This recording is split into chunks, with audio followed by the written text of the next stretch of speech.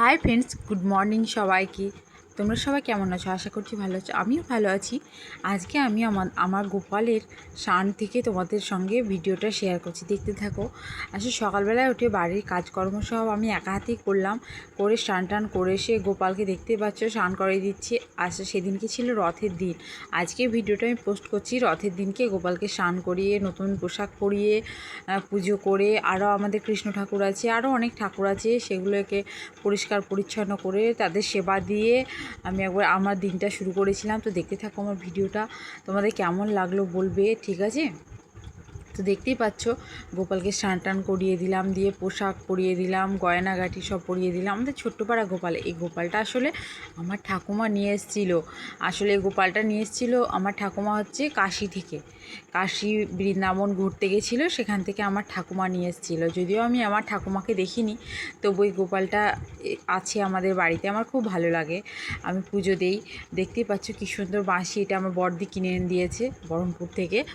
তো গোপালকে পোশাক পরিচ্ছন্ন করে ভালো করে সেবা দিলাম, দিয়ে আমি আমার কাজগুলো সব শুরু করলাম। দেখতেই পাচ্ছ গোপালকে খেতে দিলাম, দিয়ে পুজো দিলাম, ফুল জল সব দিলাম।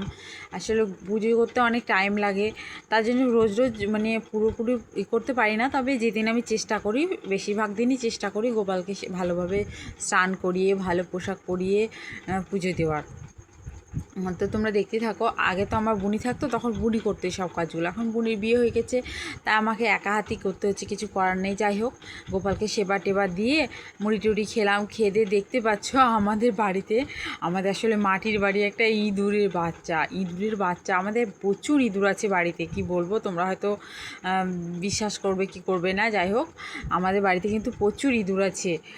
তো বাচ্চাটা বেরিয়ে এসেছিলো, তার জন্য ভিডিওটা একটু নিলাম।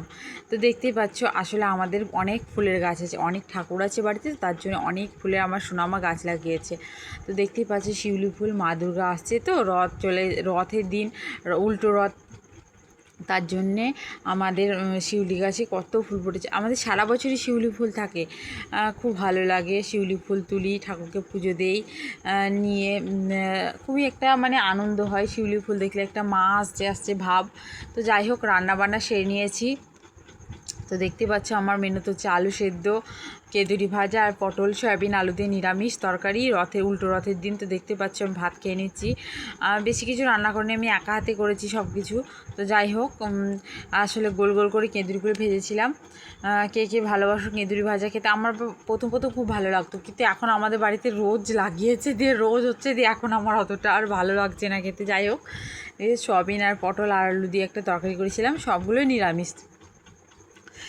রথের দিন, উল্টো রথের দিন সব দিন নিরামিষ খেতে এখন মানে খাই আমরা বাড়ির সবাই খাই, তার জন্যে নিরামিষ রান্না করেছিলাম। নিরামিষই সবাই মিলে খাওয়া দাওয়া করেছি। দিয়ে দেখছি তো আবার বিকেলবেলায় অনেকগুলো ফুল ফুটেছে, সেই ফুলগুলো তোমাদের সঙ্গে শেয়ার করলাম। তো দেখতে পাচ্ছি বিকেলে ফুলগুলো কুড়ালাম, মানে সকালে তো কুড়া হয়নি, দিয়ে বিকেলে দেখছি কী সুন্দর হয়ে আছে, বৃষ্টি হয়েছিল, দিয়ে দেখছি অনেকগুলো ফুল পড়েছে। যাই হোক, টাটা।